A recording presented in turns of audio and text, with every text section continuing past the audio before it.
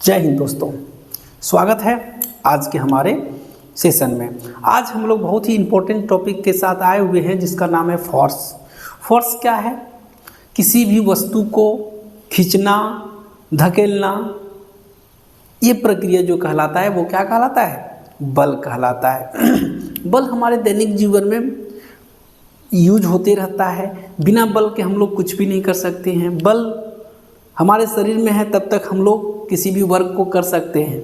तो आइए जानते हैं क्या है डिफिनेशन। What is force? तो फोर्स क्या है?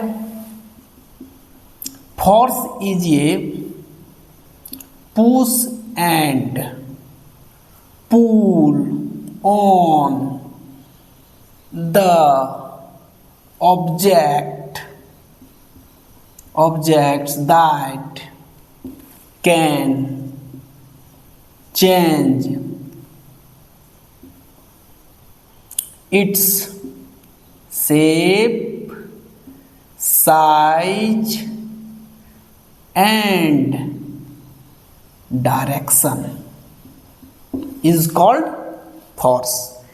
तो फोर्स, उसके बाद एक टॉपिक आता है force. It is a vector quantity. क्या है ये? It is a vector quantity. Force क्या है? It is a vector quantity.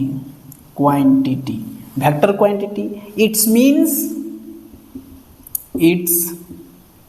Means that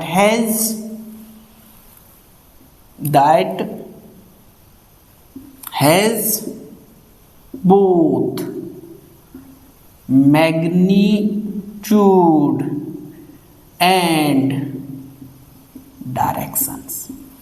जिसमें दोनों होते हैं, मैग्नीट्यूड और डायरेक्शन होते हैं, उसको हम लोग कहते हैं वेक्टर क्वांटिटी। तो बल कैसा क्वांटिटी है? वेक्टर क्वांटिटी है ना।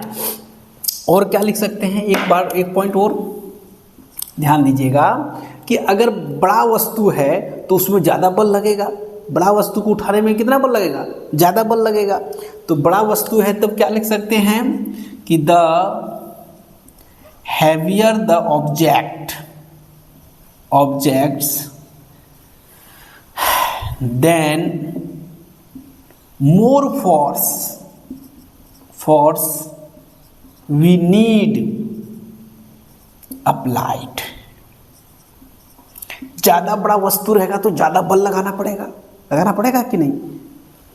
अब आइए अगला टॉपिक करते हैं,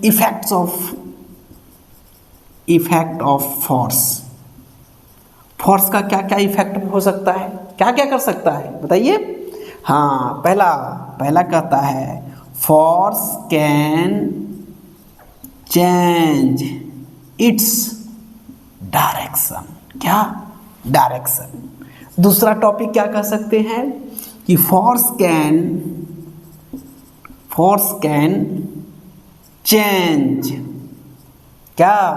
शेप, साइज एंड, है ना, एंड क्या? मूव भी कर सकता है। तीसरा पॉइंट क्या कर सकता है बताइए। तीसरा, फोर्स कैन चेंज इस डायरेक्शन हो गया है। Force can